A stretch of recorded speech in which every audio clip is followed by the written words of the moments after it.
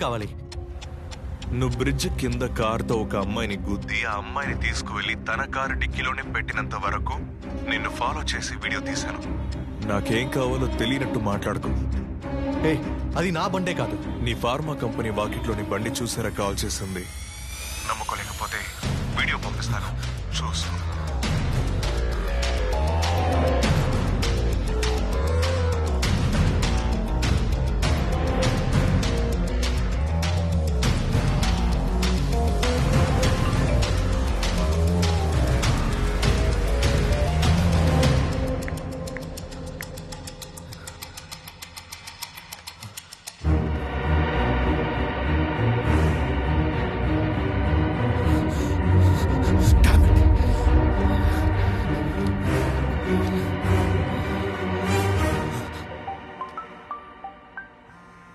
వాడే మనల్ని కింద వెతుకుంటాడు.